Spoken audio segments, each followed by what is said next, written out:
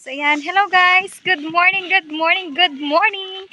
Welcome back to my YouTube channel again! So ayan, matagal tayo hindi nag-vlog guys. And I miss vlogging. So yan, we are here in the farm and kasama po ang aking Sam! Si Sam Sam, ayan! Sam, say hi!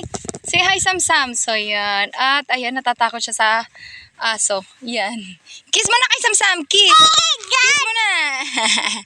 Ayan, si, oh my God, si Kuradong at si Barok. Ayan, isus ko po. Yeah!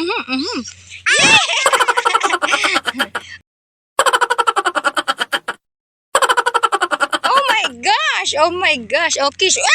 Puti, kumanig na sa akin. So, ayan, let's go! At, andito na kami, guys. So, ayan ang mga alaga kong baboy, nag-iingitan na. So, papakainin na natin sila, guys. So, let's go here. So, they are there. Gutom na yung mga baboy ko, OMG.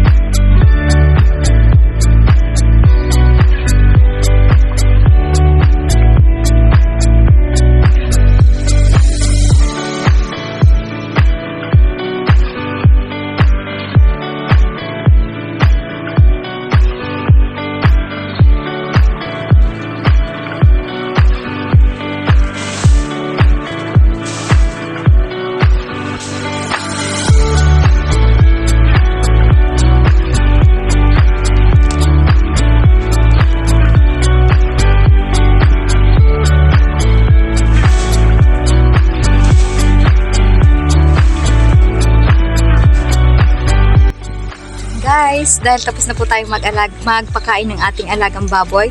So, ang sunod naman natin gagawin guys ay didiligan natin yung aking tanim ng mga kamatis doon sa likod niyan, doon. Didiligan naman po natin yung aming tanim na kamatis kasi mainit guys. So, baka mamatay yung ating alagang kamatis. Kaya naman, didiligan natin siya ng mano-mano. Kasi wala dito yung pamangkin ko para magpaandar at patubigan na lang yan. So, didiligan na lang natin siya ng mano-mano guys. So, yan. Kasama ko si Sam Sam, si Tinapay Boy. Say hi to them. Hi! Say hi! Hi! Hi! Smile! Ha? Hawa? Hawa. Yay! Sarap! Sarap! So yun guys, let's go here sa tanim nating kamatis. Let's go! So may isang pila-pila kaming tanim na kamatis dito guys and there! So ayan, mapapansin nyo guys, ano siya, hindi siya na traktor. Mano namin siyang bungkalin. So ayan, kailangan natin siyang diligan guys kasi mainit. So baka mamatay. Naku Sam, doon ka na lang! So ito po yung didiligan ko mga kamatis guys. Ayan. Nagtayuan na sila. Ayan. So yan, mapapansin nyo guys, madamo kasi hindi siya na traktor.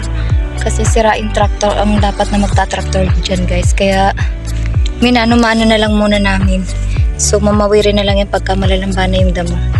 Yan ang mga kamatis na aking didiligan today. So yan, mabuhay kayo at magbunga ng marami. So didiligan natin sila guys kasi mainit. So, kailangan nilang mabasa sa tubig para hindi sila mamatay.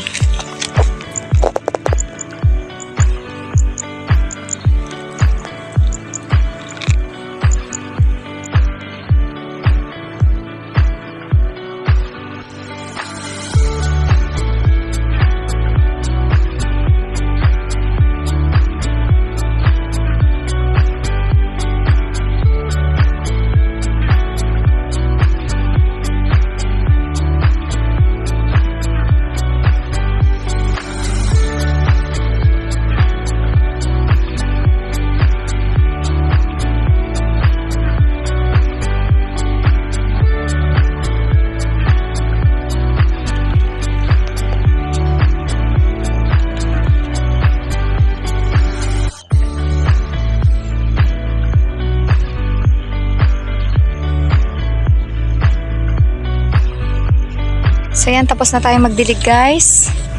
And, ayan, so, patapos na natin yung diligan isang pilapil na kamatis. So, let's go now.